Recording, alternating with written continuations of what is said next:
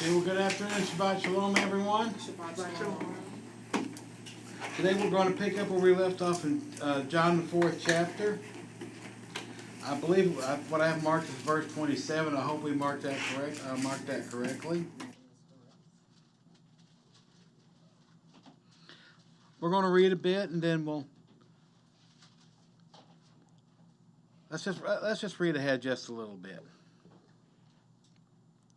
And at this point, his disciples came and they marveled that he talked with a woman, that is a Samaritan woman. He talked with a woman, yet no one said, "What do you seek?" or "Why are you talking with her?" And the woman then left her water pot. She went her way into the city, and she said unto the men, "Come, see, there's a man who told me all things that I ever did. Could this be the Messiah?" And then he went out of the city and came to him. In the meantime, his disciples urged him, saying, "Rabbi, eat." But he said to them, "I have food to eat of which you don't know." Therefore the disciples said to one another, "Has he brought anything with him? Has he brought with him anything to eat?" And Joshua said to him, "My food is to do the will of him who sent me, and to finish his work. And do you not say, there are still 4 months, and then comes the harvest? Behold, I say unto you, lift up your eyes and look at the fields, for they are already white for harvest." Evidently, he's not talking about a physical harvest. But let's just keep reading here. "And he who reaps receives wages and gathers fruit for eternal life, that both he who sows and he who reaps may rejoice together. For this is the saying is true, one sows and another will reap. Now I send you to reap what you have not labored. Others have labored, and you have entered into their labors."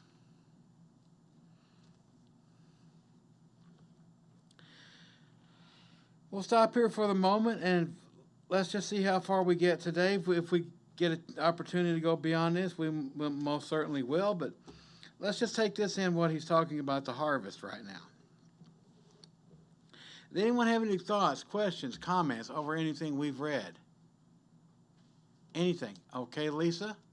I was just sitting here thinking about when last week we were studying about the Samaritan woman and how Yeshua was talking about how he had life-giving water. And here he's talking to his disciples about the meat. And both of those things are vital to our daily life. But as far as the spiritual living water and the meat that he's talking about, doing the will of the Father, those things are vital to our spiritual life. And so he takes these very basic things that we deal with every day. We eat, we drink, and he uses those as things that he can teach the Samaritan woman and his followers about deeper things of the Scriptures. Okay. Karan, you had your hand up? I was just wanting to point out when he says there in 37, "For in this the same is true, one sows and another reaps," and that Yeshua did both. He sowed and reaped, not just one or the other. Well, yeah, Joshua did both. He did sowing and he did, and ultimately he will reap later, won't he? Upon his return. Anyone else?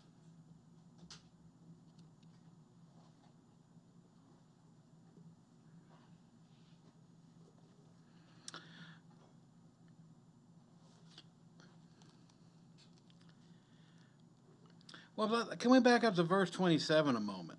Let's just take it from the top where we started. "And at this point his disciples came, and they marveled that he talked with a woman, yet no one said to him, 'What do you seek?' or 'Why are you talking with her?'"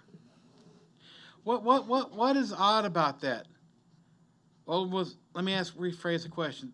In today's society, in today's world, society as we know it today, that wouldn't be so much. But back then, why were they so marveled that he actually talked with a woman? Because their traditions dictated that they didn't speak to a woman. And from some things that I read, they didn't even talk to their own spouses when they were out in public. You know, that was true according to a lot of customs of the day. But where is it written that, so they were marveling, were they astonished that Joshua was actually breaking the law? Or which law? Their traditions. Well, if you mean law as in customs and traditions, yes. If you mean laws as in Torah, as in it is written, where is that written? You mean Quran, you're not going to find that anywhere? You know what? You're right about that. You're not going to find that anywhere. Didn't the Sumerian woman ask why he was talking to her? Yeah, it is.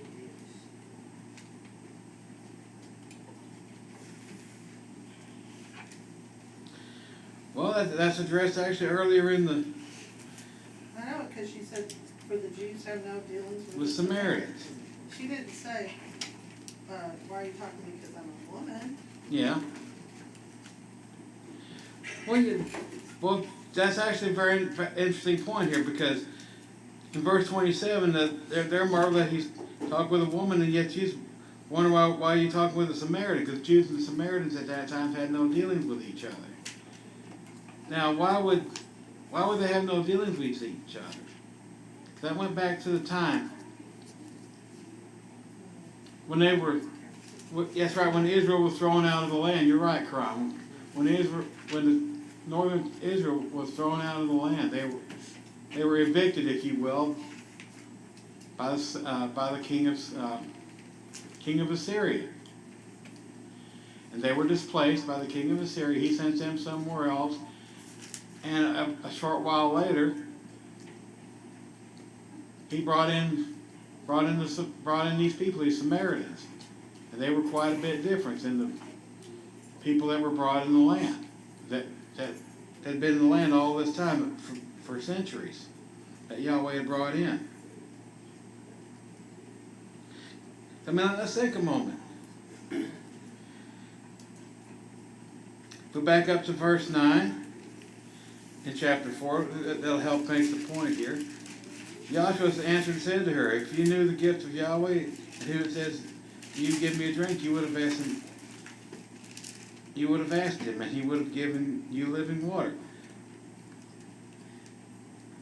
And she goes on saying that, and fast forward a little bit to verse 12. Are you greater than our father? Listen to the way this woman's talking. Listen to what she said. Are you greater than our father Jacob, who gave us this well and drank from himself, as well as his sons and his livestock? Well, remember, these people were not Israelites by any stretch of the imagination.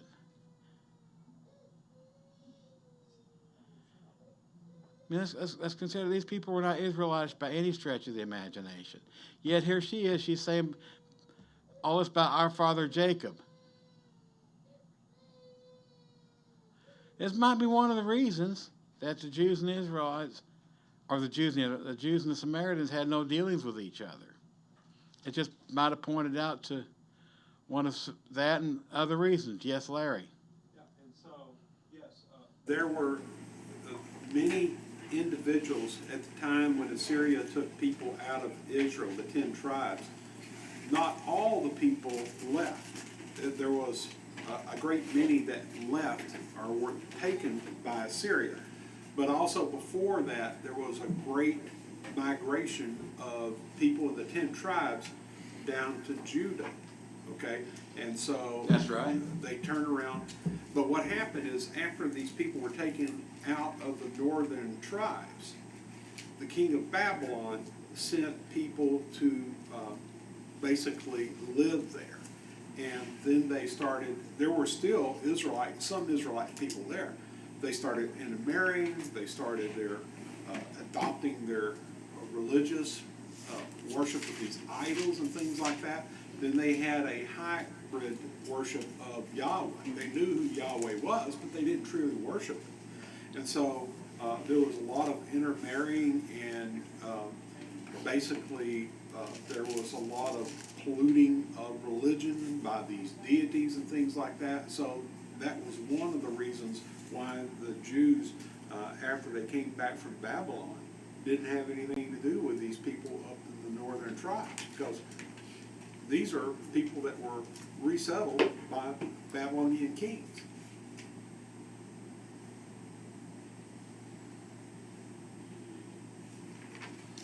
And for whatever reason, seemingly they came to see themselves as Israelite, right or wrong, good or bad, better for worse. That's just it, the way it seemed to be.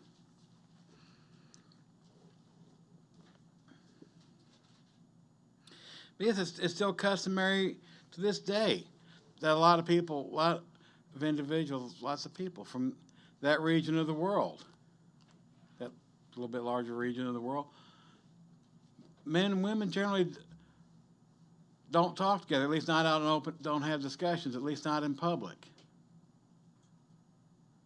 Seems to be quite customary to this day.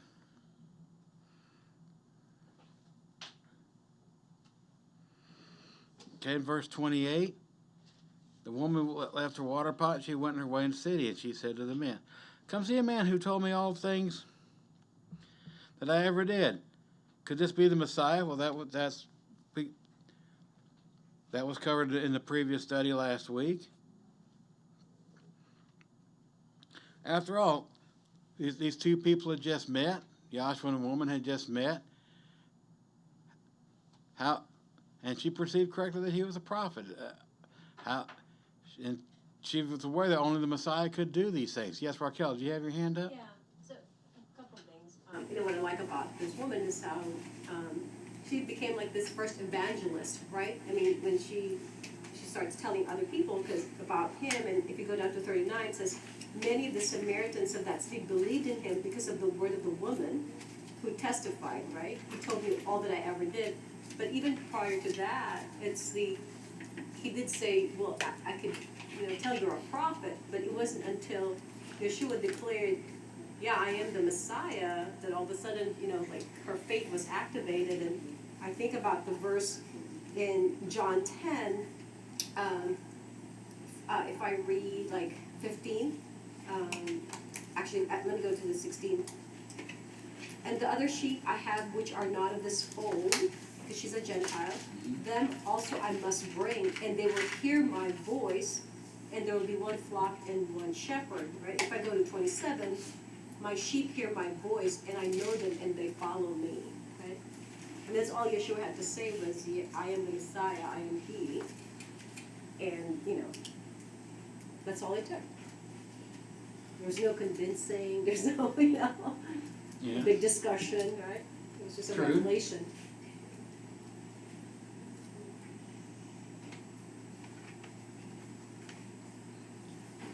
Well, verse earlier, all came out, so he went to the meantime of the Sal's urging, "Come on, eat, let's."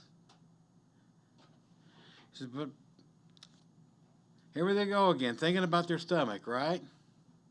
How many times over and over did we read in the accounts, particularly in our study in Matthew and the rest of the synoptic gospels?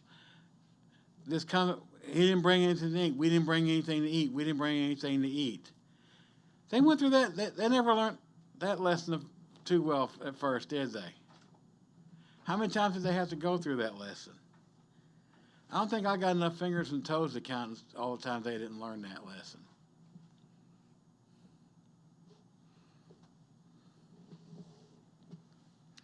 But evidently, he's got other things in mind when he says,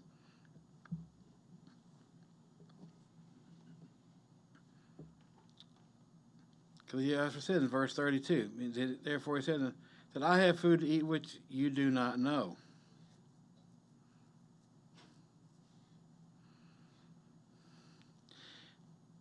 What could he possibly mean by that? Because in the next verse, his disciple said, well, has anyone brought him anything to eat?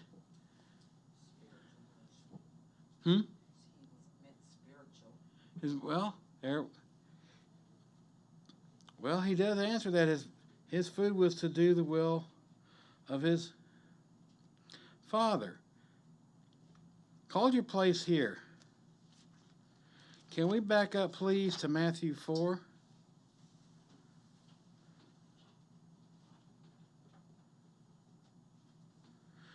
Let's back up to Matthew. Hold your place in John. Let's back up to Matthew 4.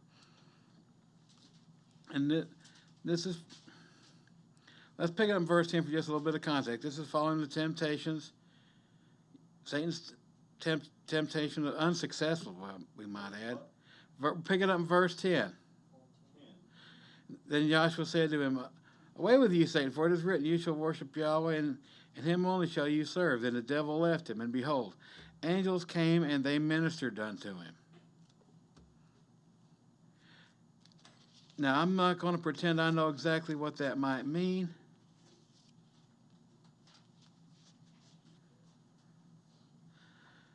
But nonetheless, they did minister unto him.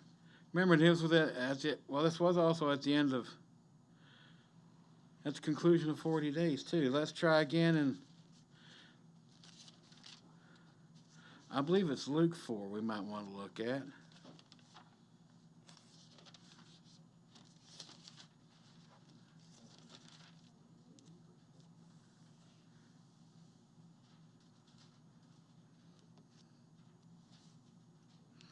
No, that's not particularly. I guess I remember that incorrectly. That it was a similar temptation, but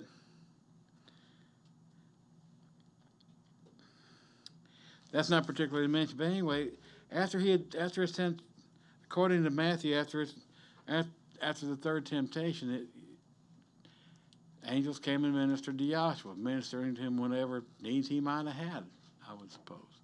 Anyone got any question or thought so far on what we've covered in John 4?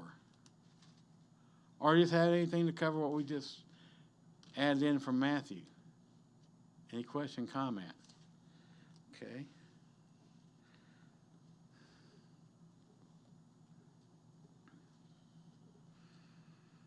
My food is to do the will of him that sent me, and to finish his work.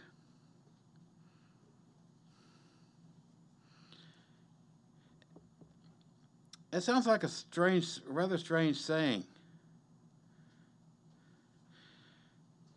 Anyone have any thought or question what that might mean? Let's try Psalm verse 40, please. Verse 40. Hold your place in John. Let's try Psalm 40.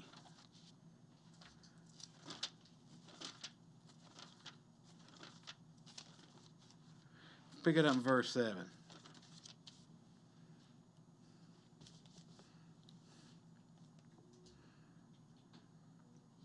Actually, let's back up to verse 6, shall we? Let's pick it up in verse 6. Psalm 40, let's pick it up in verse 6. Verse 6. Sacrifice and offering you did not desire. My ears you have opened. Burnt offering and sin you did not require. Then I said, well, behold I come. In the scroll of the book it is written of me. And I delight to do your will, O my Elohim, and your law is within my heart. His delight is to do his will. Now, if the psalmist here, David, is meaning that his delight is to do his will, and Joshua was talking, and he's saying, well, my food is to do the will of him that sent me.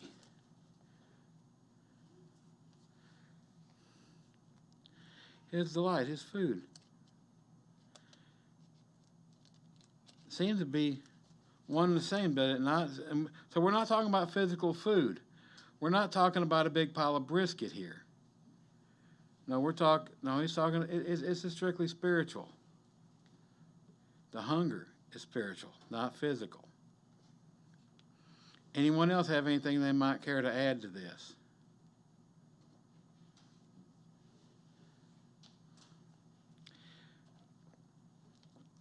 Okay, let's try Hebrews 10. Hebrews 10, verse 9. Keeping your place in John.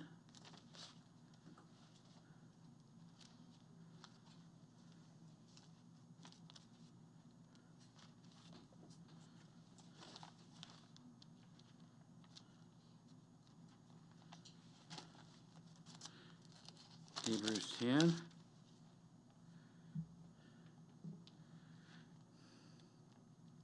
Let's pick it. Actually, can we back up just a little bit? Help capture a little bit of context. I want to pick it up in verse 5. This will help. Where are we going? Hebrews 10, we're going to start in verse 5. I'm going to get a little bit of context in here. Therefore, when he came into the world, he said, sacrifice and burnt offering you did not desire, but a body you have prepared for me. And burnt offerings and sacrifices for sin you had no pleasure, just like we read in Psalms. Then behold, I have come, in a volume of the book it is written of me, to do your will, O Elohim. Previously saying, sacrifice and burnt offerings for sin you did not desire, nor had any pleasure in them, which are offerings according to the law. Then he said, behold, I have come to do your will, O Elohim. And he takes the first that he may establish the second. By that we will have been sanctified to the offering of the body of Joshua Messiah once for all.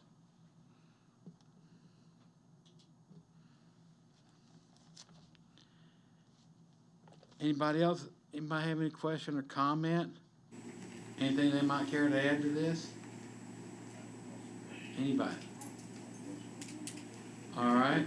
Hey, Curtis, I have a question. Yeah, okay, Q, go ahead. Maybe I missed it, but what in the world is he talking from the first and the second?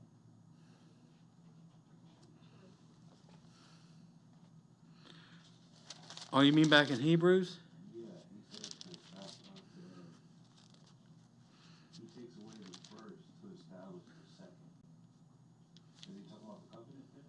I may have missed it, you probably touched on it, but is that what he's talking about? Well, in the greater context of what we're reading in Hebrews, we take away the first, take away the second. It could be it could be the covenant, because could well be the covenant, because okay, we'll back up to verse 1. That'll help answer the question. For the law having a shadow of the good things to come, and not the very image of the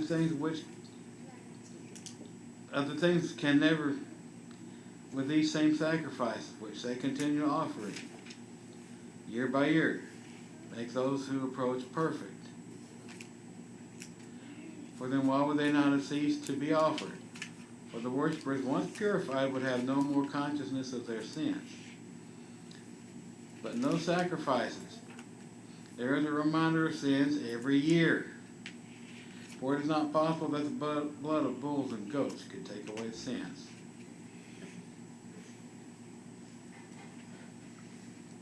Still confused. Okay, Larry? Well, it's interesting in my Bible, in the note here in this verses in category 4, it says clearly there is a first covenant and there is a new covenant. They are two separate covenants, although they have similar requirements. In the new covenant, the priesthood and the agreements about sin are changed, but the Torah, the people, Israel, and the land are the same. And so ultimately, we know that what happened was the temple was done away with. Ultimately, the Levitical priesthood was done away with. They were no longer in existence after the temple fell in the year 70. But the new covenant that was established is ongoing. So not the Torah was done away with, but there was things, ceremonial parts of the law that was done. Then after the temple fell, they were no longer applicable and ongoing, but the Torah itself remained.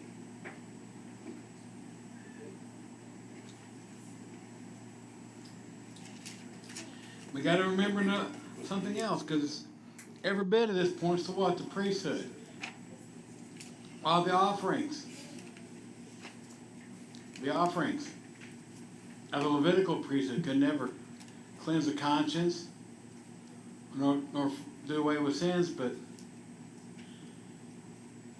what about that of Melchizedek? Well, first of all, did that answer his question? 7, 8, 9. Did that answer Q's question? I don't know, maybe I'm just missing it. I'm a little slow today, I'm not gonna lie. Like, well, I'm having a little special moment, I guess. I would say this, when he, and also too, when he's talking about that law, first, that word there's nomos, it's instructions. Those instructions that were given regarding everything that took place back then, he was just saying it was just a shadow. It was a very, like weak, not even substitute, but a kind of an example of what was to come. Because everything's pointing towards Messiah, what he would do. So he gave some instructions, and he made covenants. There have been several covenants. Because even from Deuteronomy, Exodus to Deuteronomy, in Deuteronomy, Yahweh says, this is not the same covenant I made with those people in the desert, because those people were dead. So it wasn't the same covenant. These were new people coming in. So Yahweh continues to make covenants with his people. But what he's saying here in Hebrews is there were some things that were established, and they were shown just, it's kind of like to get you started. But this is not the thing. This is leading up to the thing. And so now that he's saying that Messiah is here, Messiah is the real deal. That's why Yahshua said, I've come to complete what my Father started. So what he's saying is he's removed that now. Let's not get caught up with all this. And that's why he was showing the ineptitude of those things. He's like, yes, he instructed you about sacrifices and all that, and that was part of the agreement that you made with him, the covenant. But that's no more, because we knew from the beginning that these were not adequate to cover sin. It was all leading up to Yahshua, who is adequate, more than adequate, to erase sin, to get you on the right path, to bring you to the Father. And so those things are gone now. That we're not under that covenant anymore. Now we're under this covenant, and as we're reading through John, can't wait till we get to like 13, 14, 15, 17, and all there, where Yahshua really starts to really clarifying what that was. All this, he's just laying out the groundwork, what he came to do and accomplish. So in Hebrews, this is after Messiah, and he's like, that was, and Yahshua himself said, this is the new covenant. Now, this is the covenant that you will make, and this is what we're operating from, not what was back then. And so that's what Hebrews is referring to here. Gotcha. Lucy? Well, to my opinion, when I read the context of what it said, to me it sounds like he's not making a new covenant or erasing the first covenant. He's just taking away that requirement for that covenant, which was animal sacrifice. Like, for example, whenever you go to sign any treaty, paperwork, contract, covenant, there's a lot of requirements in order to have that. Like, if I want to start a business, there's a requirement for me to have a LLC. So for them, it was basically you have to have animal sacrifice in order to stay in that covenant. So in my opinion, I think he's talking about the first requirement, replacing it with the second, which was replacing the blood sacrifice with himself in order to stay in that covenant. No, because his own sacrifice, his own blood sacrifice was the only thing that they could remove and cover Right, sin. so it's like he's taking away that requirement, because back then it wasn't a requirement. Now it's just, Yeshua is the requirement. And it also implies I think it has certain implications concerning priesthood, doesn't it? From Levi and to Melchizedek. Larry? Yeah, and there in verse 6 it says, you did not delight in burnt offerings and sin offerings. So from the very beginning of sacrifices, with Abel giving a sacrifice and sprinkling of blood during that sacrifice, there was nothing in those animal sacrifices that could ever repay what Adam sold his children off into. So it would have to be a propitiatory sacrifice by a man that was equal to Adam, who came on the earth, which was Yahshua. He was perfect, and he never sinned. And once he willingly gave up his life, then it repaid back what Adam lost for those who would become part of that first covenant, or that new covenant. Anyone else? Well, I'll just say this too, because I know a lot of people get into new versus renew. When you renew an agreement, that means nothing changes. Right. There's clearly a change. When the people made that agreement, they told Moses, everything he said we'll do. What was the covenant was sealed with what? The blood of an animal. Mm-hmm. When we take the hyssop and all that. The covenant we make is not sealed with the blood of an animal, it's sealed with the blood of Yeshua. Anytime you change any aspect of a contract, you've changed the contract. It is a new contract. It's not renewed, because renewed would mean we're still covering under animals. We're not. So that's what, and Larry did a good job explaining it. He's saying they may still have some same elements. You know, it is still obey Yahweh. That's still the terms. And we're doing it not to receive the land, earthly inheritance, but a heavenly inheritance. So there are some changes made. And any changes made, this is what the agreement is, and it is now sealed under the blood of Yeshua, which is why it is unbreakable covenant. Yahweh does not break his word, and it's made of something that is, and that is irreplaceable. The blood of animals was replaceable, but not the blood of Yeshua.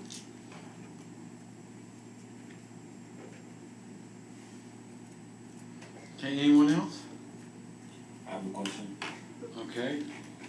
This is a question that I guess can be answered at a later time, but I would like to present it right now. I'm not too sure, I don't wanna take away from your, study, Chris, but, so what Johan said was, we're here to not inherit the land, but, heavenly land. I'm just paraphrasing here, but, Yes, we're not looking to inherit physical land. yeah, so my question is this, because I was dwelling on this this week, was how do we, because the scripture says store up treasures in heaven and not on this earth. So how does that work? Well, where are our desires? Are they heavenly desires, or we're desiring? Because we're looking to inherit physical land. What's the implication of this? Because every bit of this in the future, and as we recently covered in our ongoing study of Ezekiel, by Yahweh's healing of the land of Israel, the people of Israel, we got to remember the return of Messiah. In that context, the return of Messiah had already come, and the people and things we were talking about was all physical, because the implication was these people had missed out on the first resurrection, and then it was a restoration of the people of Israel to their proper lands. After Messiah had returned and dealt with the house of Edom and a couple other nations as well. Okay, first Larry, then Robert. And so he asked a question, I believe, Q, you asked a question about what is the fruit? And so in Matthew chapter 13, and it just so happened to be Bible reading this morning, it was different types of sowing of seed that fell on the roadside, a stony place, thorn bushes, then the good ground. And in verse 19 of chapter 13, it says, or in verse 18, it says, but you hear the parable of the seed. And it goes through different ones in an explanation from Yeshua about the roadside, what was the seed that fell on the roadside, the stony, the thorn bush, but finally the good ground. It says, but that sown on good ground is the one hearing the word and understanding it, who indeed bears and yields fruit. One truly 100-fold, 160, and 130. So the one that is hearing the word from Yahweh. Remember, Yahweh is calling people, and unless you're being called, it's going to be difficult to have that understanding. But if you're being called by Yahweh and you read the scriptures, one of the things you're going to do is you're going to endure. You're not going to give up. But then you're going to apply the words of Yeshua and what he's teaching us from Torah and from the scriptures that we have here, that we have to make changes in our individual way of doing things, the way we think.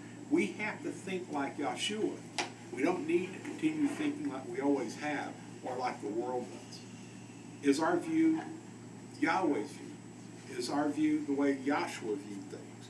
Are we doing what Yahshua told us?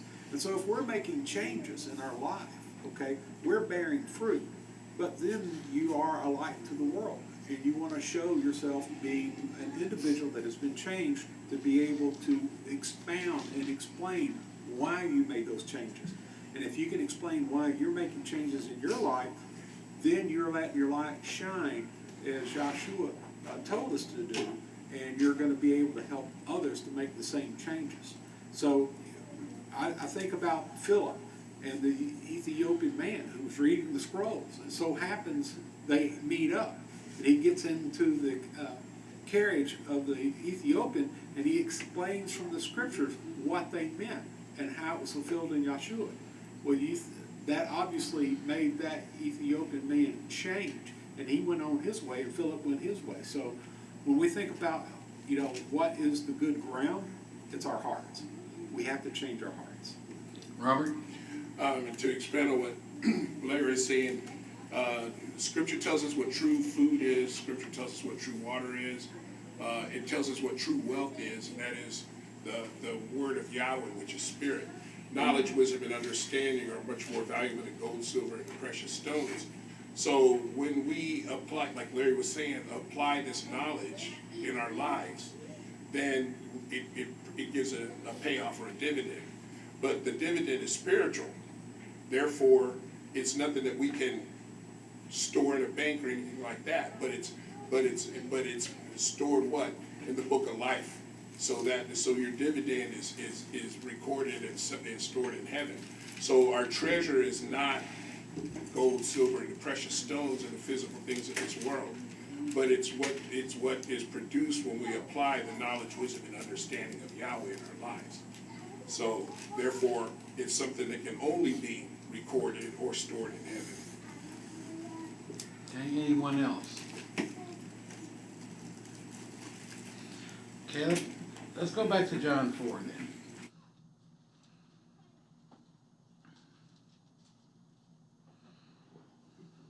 So Yahshua's food was to do the will of his Father.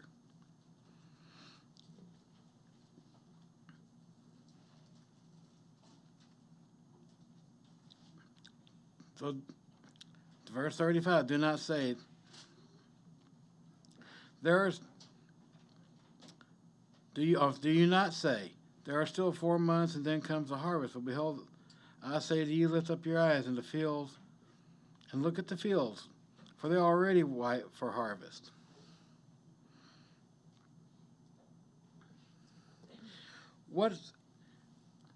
Is there any idea, does anyone have any ideas, any thoughts on what he might mean here? Because evidently he's not talking about a physical harvest. People, very good. They can come from anywhere.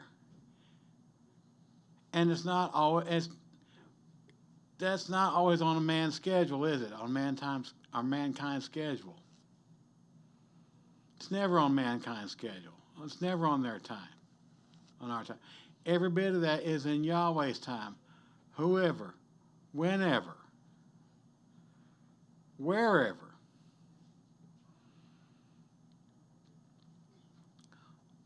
So these fields are white for harvest. What did Yahweh teach, or what did Yahshua ever teach us about harvest? Can anyone think of any lessons? Any proverbs? Any riddles that Yahshua may have used to teach us about harvest? Raquel, you had your hand Yeah, up. I think he was using that Samaritan woman as an example. I mean, she was hungry for the truth. She didn't know Undoubtedly. it, right? She didn't know it until Yeshua revealed it to her, especially when it said that, those who worship him must worship in spirit and in truth. Mm-hmm. So I think there's, he's trying to say there's a lot of people, I guess, in that area. Yes. That's ready to hear the truth. Because that never goes away. People who are looking for, Yahweh's looking for those who worship in spirit and truth. And also maybe he was showing that Yahweh's no respecter of persons. And he's not a respecter of persons. Very good. because he is not. 35, this is white. Because Yahweh has never been a respecter of persons. Johannes, did you have your hand up? No? Okay. Well, hold your place in John.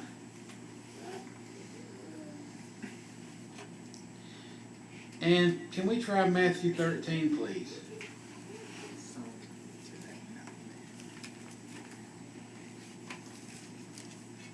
Because here we're going to tie a few things together. The sowing, the reaping, and the whitened harvest. This all fits right. Everything we've talked about thus far, so much of it fits rather nicely, I believe, in this little parable. Matthew 13. Let's take it from the top, from verse 1. On the same day, Joshua went out of the house, and he sat by the sea. And there great multitudes were gathered together to him. So that he got into a boat, and he sat down. The whole multitude stood on the shore. He spoke many things to them in parables, saying, Behold, the sower went out to sow. And as he sowed, some of the seed fell by the wayside. The birds came and devoured them. Some fell in stony places, where they did not have much earth. They immediately sprang up, because they had no depth of earth. But when the sun came up, they were scorched, and because they had no root, they withered away. Some fell amongst the thorns, and they sprang up and choked them. But others fell on good ground, and they yielded a crop. Some 100, some 100-fold, some 60, yet some 30. And he who has ears to hear, let him hear.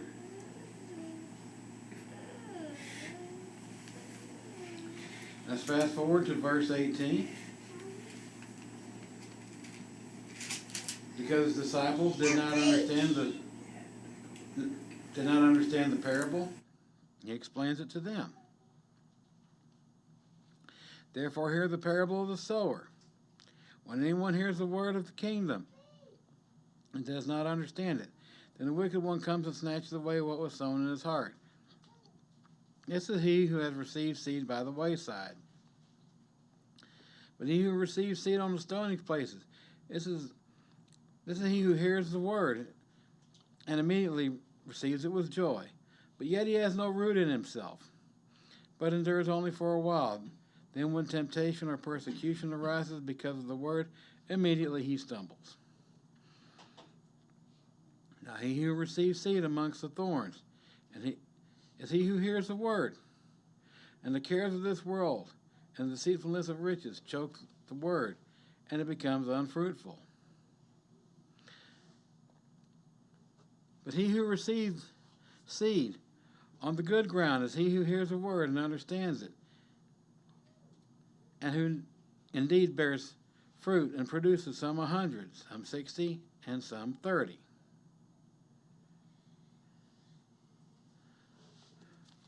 So we covered a little bit here in this story, with this account with the woman, the planting, the sowing, and the reaping. Now, in their discourse before that, previous to where we started today,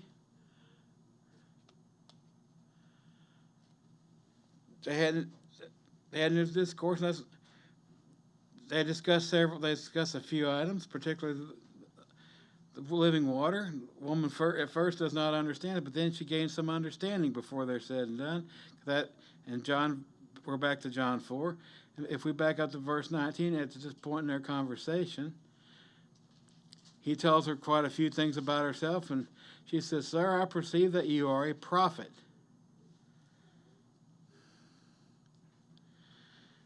Then a very short while later during this conversation, she's excited. She's joyful. She goes back into the city and says to the men, come see a man.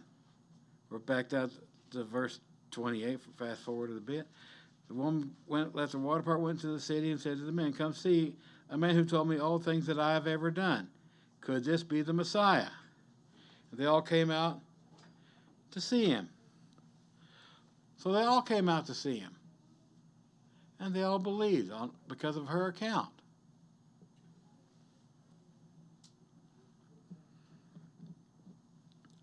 And this whitened harvest. Remember, this woman was joyful, so were the rest of these people. They had the disciples had a whitened harvest of people, of their own fellow mankind, right in front of them. But could they see it? No. Yes, Lucy? It also says fields, and that sounds like fields is lands, like people from different lands too, like not just the field in front of them, but fields. Well, it does say fields plural, doesn't it? And the fields can be anywhere in their own time. Anyone else?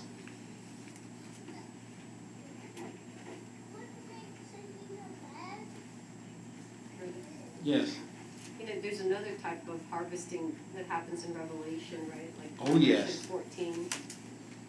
Well, since you're already there, you beat me there, but go ahead while you're Okay, there. yeah. Then I looked and behold a white cloud, and on the cloud sat one like the Son of Man, having on his head a golden crown, and in his hand a sharp sickle. And another angel came out of the temple, crying with a loud voice to him who sat on the cloud, "Thrust in your sickle and reap, for the time has come for you to reap, for the harvest of the earth is ripe."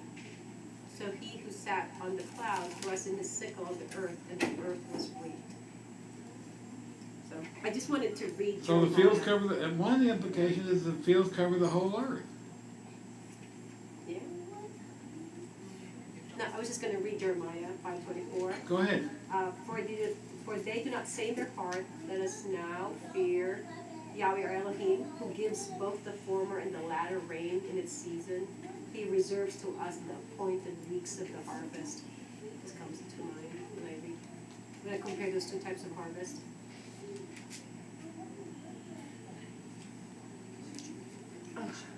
So we're seeing profound differences between physical and spiritual harvest. Physical harvest happen at certain times of the year.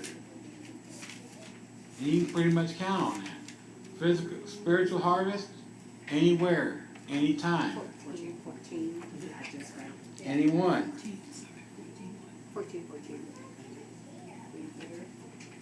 Verse 36. And he who reaps receives his wages and gathers fruit for eternal life, that both he who sows and he who reaps may rejoice together. I mean, Yahweh never had his idea of one man doing all the work? Or is this in agreement with what Paul says? Another one plants, another one waters, and another one reaps. Imagine that. Because in this administration of gifts, if we apply it to the case here, Paul's explanation of the gifts of the Spirit, this may sound like a stretch to some, but let's think about it a moment. If we all have different gifts that edify the body, one may be called to be the plant seed, another to water later, and another to reap. Lucy, you had your hand up? I feel like also he's talking about himself. Can you speak up just a little bit? Okay. I feel like he's talking about himself.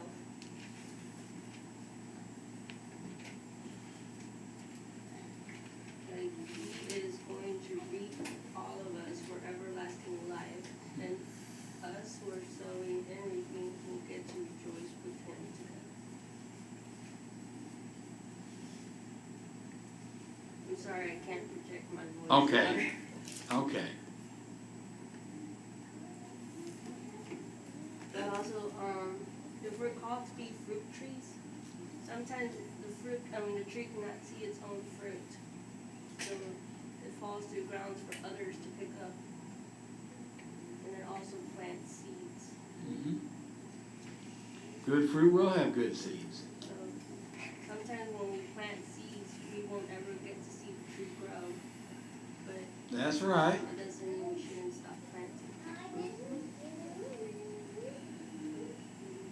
Well, because later, if we're planting, well, in a particular case of fruit trees, yeah, one man will plant the seed. It'll take a while for that to. It's going to take a good long time for that thing to grow up into a good productive fruit tree. Someone's got to water it and feed it, nurture it, whatever it is you do to trees, and eventually someone will come and pick the fruit. Isn't that what he's But all related to in 38? Verse 38, isn't that kind of what he's saying? Where this saying is true, one sows and another reaps. And I send you to reap, for which that you have not labored. Others have labored, and you have entered into their labors.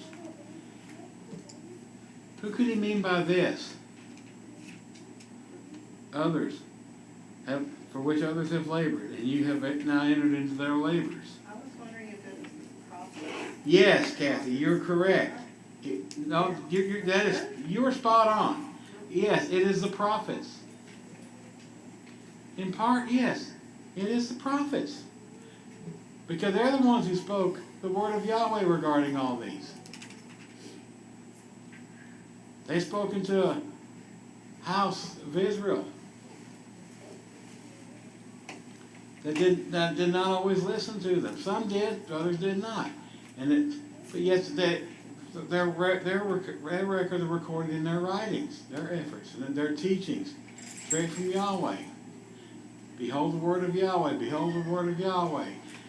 Thus saith Yahweh, thus saith Yahweh. How many times we read that in the prophets? Countless times. And yet Yahshua was the greatest prophet of them all. All their teachings, were brought to them by Messiah. And he carried a working example with them. And he brought a fulfillment to them. And now as Joshua sends his disciples out into the fields, they were to bear witness with the teachings and examples. All the teachings of Joshua, which he in turn got from the Father. And now they were to go to those fields. Again, and whose labors had they entered into? Those are the prophets.